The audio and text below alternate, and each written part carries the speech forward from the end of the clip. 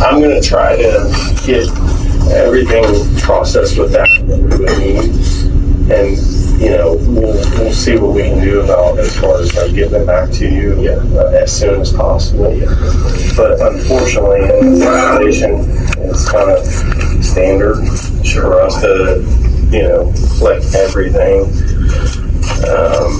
The early morning hours of February 16th presented the Tip City Police Department with the chaotic, high-stakes profile of a domestic home invasion gone wrong. When 39-year-old Caleb Flynn, a prominent local sales executive, former worship pastor, and season 12 contestant on television's American Idol, dialed 911 at exactly 2:30 in the morning from his residence on Cunningham Court, his voice conveyed absolute terror. He told the emergency dispatcher that an unknown intruder had breached his home, declaring that his 37-year-old wife, Ashley Flynn, had been shot twice in the head as she lay in the master bed. Flynn explicitly stated on the recording that there was blood everywhere, wailing that he did not know whether the active shooter was still hiding inside the house, or if his two young daughters, sleeping down the hallway, were safe. Yet, as detectives began auditing his initial statements alongside the physical geometry of the crime scene, a massive operational contradiction emerged. Flynn asserted to responding investigators that the couple had engaged in a severe verbal dispute earlier that evening, a conflict that culminated in Ashley explicitly asking him to leave the master bedroom and sleep on the living room couch. This precise conversational detail meant to explain why he was supposedly downstairs, away from the violence, when the fatal rounds were discharged, instead became a foundational investigative anchor for the state. Welcome to Vocal Evidence, where we bypass the sensationalized internet rumors and break down high-profile capital cases strictly through verified court documents, police scene logs, and unsealed grand jury indictments. If you want the unvarnished facts of what forensic analysts actually discovered behind closed doors, take a quick second to smash that like button and hit subscribe right now to support the channel. Today, we look past the public performance of grief to explore how Caleb Flynn's claim of a late-night marital dispute and a forced relocation to the living room couch ultimately served as a critical psychological and forensic red flag for homicide detectives, permanently shaping the state's prior calculation and design timeline. The narrative of a late-night argument resulting in a spouse being relegated to the couch is a common domestic scenario, but within the specialized framework of homicide typology, it frequently functions as a behavioral cover story meant to establish a clean physical separation from a crime scene. According to the initial criminal complaints and probable cause affidavits filed in the Miami County Common Pleas Court, Caleb Flynn told officers that the tension between himself and Ashley had escalated following a routine discussion regarding their household schedule and family dynamics. He asserted that after she demanded he sleep downstairs, he complied completely, remaining on the living room sofa until a sudden external noise or a sense of unease woke him up in the middle of the night. By presenting this specific timeline to the first responding patrol units, Flynn was attempting to insulate himself from the physical mechanics of the shooting, providing a plausible explanation for why he did not immediately observe the intruder breaching the perimeter or witness the deployment of the firearm. However, when crime scene processing technicians began a meticulous audit of the living room furniture, they discovered that the physical state of the couch did not align with a human body occupying the space for hours under conditions of high emotional distress. There were no distinct compressions in the cushions, no thermal signatures, and no micro traces of textile fiber transfer that would naturally occur if an adult male had been tossing and turning on the sofa after a highly volatile marital argument. This immediate discrepancy between the verbal narrative and the physical trace evidence is exactly how experienced detectives isolate deceptive behavior during the critical first hours of a homicide investigation. If you appreciate our absolute dedication to tracking these complex legal procedures using purely verified institutional records, take a moment to subscribe to Vocal Evidence and turn on notifications right now. When blood stain pattern analysts moved into the master bedroom to process the primary location of the violence, the physical science of the room completely shattered the idea of a rapid, stealthy outside intrusion. Ashley Flynn was discovered entirely prone, positioned exactly as someone would be while deep in sleep, with 2 fatal 9mm gunshot wounds to her head. forensic processing teams noted that the velocity and trajectory of the blood spatter on the headboard and adjacent walls proved she had never experienced a defensive struggle, never woke up, and never had the opportunity to react to a threat. Legally, this overkill signature against a completely passive sleeping victim indicates a highly targeted execution, rather than the frantic, unpredictable violence of a caught burglar. Furthermore, detectives noted that if an outside intruder had truly forced entry through the garage as Flynn claimed, the individual would have had to bypass the living room where Flynn was supposedly sleeping on the couch, walk up the stairs or down the hallway, enter the master bedroom, deploy a firearm twice, and then exit the property without ever disturbing the husband or prompting any defensive reaction from the family dog.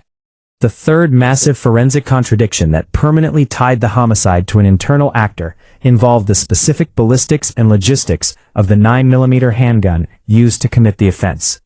Caleb Flynn's defense team, led by prominent Ohio defense attorney L. Patrick Mulligan, has continuously argued that law enforcement suffered from an immediate rush to judgment, ignoring potential outside leads to target the surviving spouse. However, ballistics examinations conducted by the state's forensic laboratories revealed that the spent shell casings recovered from the master bedroom floor matched a 9mm firearm that was not brought into the home by an outside assassin, but was a weapon directly accessible within the household inventory. Furthermore, search warrant returns filed in the Miami County Public Access Portal documented that crime scene investigators located an open center console inside Flynn's marked pickup truck parked on the property,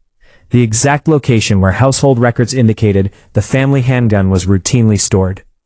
The prosecution plans to use this physical discovery to demonstrate that the weapon never left the domain of the household, arguing that a real-world burglar does not break into a home, hunt for a hidden family firearm, use it to execute a sleeping victim while leaving the children down the hall completely untouched, and then carefully place the weapon back into a vehicle console before fleeing on foot.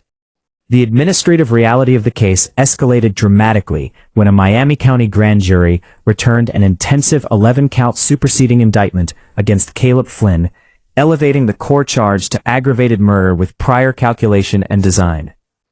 This indictment also included 3 counts of murder, 2 counts of felonious assault, 3 counts of tampering with evidence, and 2 separate counts of witness intimidation, resulting in Judge Stacey Wall aggressively raising Flynn's bond from $2 million to a monumental $3.5 million. If you want to see exactly how these digital cell phone pings, smart lock timestamps, and vehicle metrics are utilized to convict or clear suspects in modern courtrooms, drop a comment below and subscribe to Vocal Evidence right now. The state's expanded charging portfolio stems directly from the discovery that Flynn allegedly attempted to intimidate a witness between February 16th and February 18th, trying to actively shape the narrative surrounding his marital health before his official arrest. By mapping the precise timing of the automated household security footprint with the movements of Flynn's seized mobile phone, prosecutors intend to prove to a jury this September that the story of the late-night fight and the forced relocation to the couch was an entirely calculated performance designed to conceal a premeditated plan, leaving 12 ordinary Ohio jurors to decide whether his public performance of grief was real or the final act of a calculated killer. The 4-month trial delay, granted during scheduling conferences, has opened a critical operational window for the Miami County Sheriff's Department and jail administrators to enforce the rigorous communication barriers surrounding Caleb Flynn's detention. Under the strict terms of his revised $3.5 million bond, correctional officers are legally mandated to monitor and log every single outbound piece of correspondence and telephone call placed by the defendant. This intense, continuous surveillance is designed to guarantee absolute compliance with the total no-contact order that legally severs Flynn from any direct or indirect communication with his 2 minor daughters or his late wife's immediate family. If you want to stay informed on how this critical surveillance data impacts the trial strategies, take a moment to subscribe to Vocal Evidence right now. Legal experts note that any inadvertent violation of these communicative restrictions ahead of the trial would provide immediate ammunition for the state to seek further punitive administrative measures from the bench. Simultaneously, the physical assets tied to the upcoming trial continue to face strict preservation directives. The property on Cunningham Court remains under strict asset freezing guidelines to guarantee that the interior environment, specifically the exact position of the garage refrigerator and the master bedroom entryways, is kept in pristine, unaltered condition for the pre-approved jury walkthrough. Court documents reveal that local law enforcement maintains periodic monitoring of the residence to prevent any unauthorized tampering or entry by third parties. If you value this level of detailed, fact-driven investigative reporting, please hit that like button to support the channel's growth. This continuous oversight ensures that when the 12 impaneled jurors finally step onto the property, the spatial evidence they observe will perfectly mirror the digital and photographic records captured by forensic units on the morning of February 16th. Furthermore, the legal teams are moving into an intensive discovery phase to prepare for the grueling 2-week trial block starting September 17th. Prosecutors are utilizing the scheduled delay to finalize the secure transfer of extensive digital forensics data, including cell tower pings, automated household smart lock logs, and vehicular GPS metrics, into a streamlined format easily digestible for a jury. The defense, conversely, is utilizing this exact same timeline to pressure test the state's forensic timeline, preparing to launch intense cross-examinations against the state's digital systems experts. As both legal teams lock in their final strategies, the entire infrastructure of the Miami County legal system is quietly shifting its gears, leaving the definitive determination of truth strictly to the evidence presented when court reconvenes. The scientific audit of the master bedroom also brought to light a critical subset of physical evidence regarding the precise mechanics of the 9mm shell casing ejection patterns. In a standard fluid shooting scenario where an outside assailant fires a semi-automatic handgun while moving through a room, the physical laws of kinetic recoil dictate that the spent brass casings will eject outward and backward in a highly predictable arc, landing in positions that map out the exact stance and movement of the shooter. According to the unsealed forensic ballistics reports added to the Miami County docket, the 2 spent shell casings recovered from the Cunningham Court master bedroom were found in highly anomalous, clustered positions that completely contradicted standard mechanical ejection paths. Technicians noted that the casings were discovered neatly tucked beneath a loose fold of a bedroom rug, far outside the trajectory arc that would naturally occur if the weapon had been fired toward the bed from the doorway or the side of the room.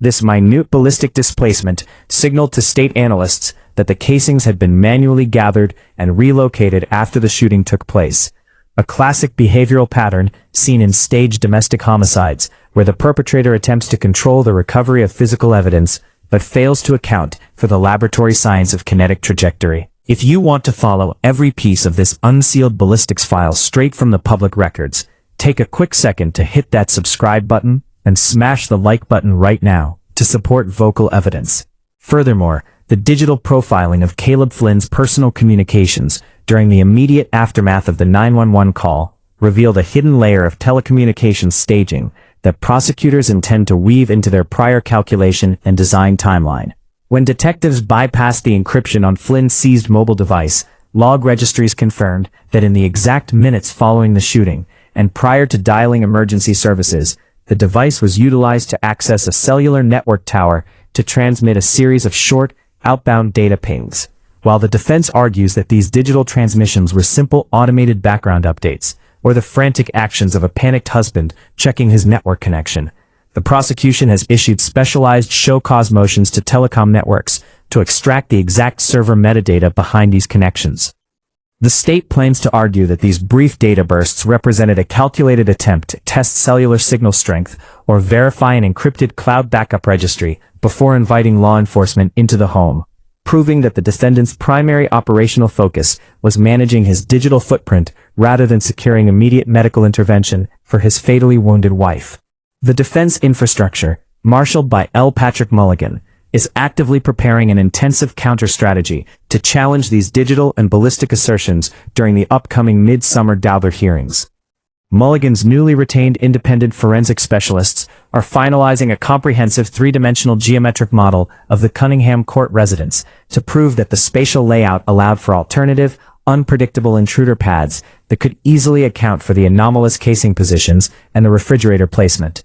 The defense intends to show the jury that a highly volatile, rapid home invasion involving an armed, athletic assailant can result in chaotic physical movements that standard forensic typologies fail to accurately categorize.